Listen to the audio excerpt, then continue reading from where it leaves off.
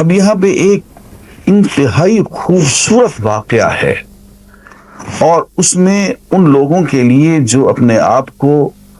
معلم سمجھتے ہیں، مربی سمجھتے ہیں یا لیڈر سمجھتے ہیں، ان کے لیے ایک بہت بڑا درس ہے۔ حضور اکرم صلی اللہ علیہ وسلم نے کچھ لوگوں کو بھیجا ایک مہم پہ، لشکر پہ بھیج۔ اب وہ بیچارے وہاں پہ قلت کی وجہ سے یا اسباب ایسے پیدا ہوئے کہ وہ بیچارے میدانی جنگ سے بھاگ کے آ گئے۔ اب بھاگ کے تو آ گئے، اب وہ سوچیں کہ حضور کو منہ کیسے دکھائیں،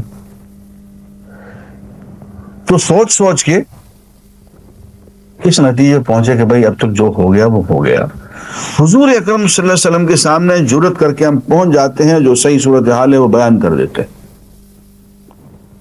اور یہ بھی عزم کر لیا کہ اب کہیں حضور ہمیں کسی مہم پہ بھیجیں گے تو اب ہم بھاگیں گے نہیں، اب میدانی جنگ چھوڑ کے نہیں آئیں گے۔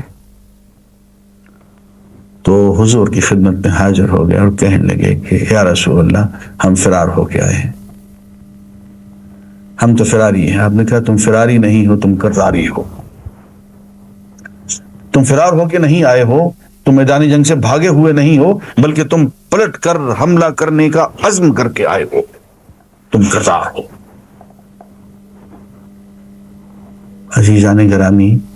ذرا غور کریں کہ وہ شخصیتیں جو اندر سے ٹوٹ پھوٹ چکی تھیں، جو اپنے آپ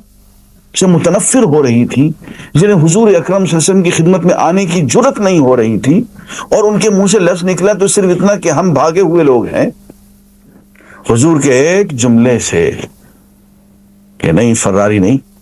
کراری، تم فرار ہو نہیں آئے ہو بلکہ کرار بن کے آئے ہو، پھر سے حملہ کرنے کی تڑپ اور عزم لے کر آئے ہو۔ یہ ہوتا ہے نبوت کا مقام تکبر، اور یہ مقام کسی اور لیڈر کو حاصل نہیں ہوتا ہے، یہ صرف اللہ کے رسول کو حاصل ہوتا ہے کہ گردی ہوئی جھکی ہوئی گردن کو پھر سے تن جانے کا موقع دے، ٹوٹی ہوئی پھوٹی شخصیت کو پھر سے یوں چھوڑ دے کہ نئے سرے سے وہ یوں ہو جیسے کہ ماں کے پیٹ سے پیدا ہو کے آیا ہے۔ یہ صرف نبی کا مقام ہوتا ہے۔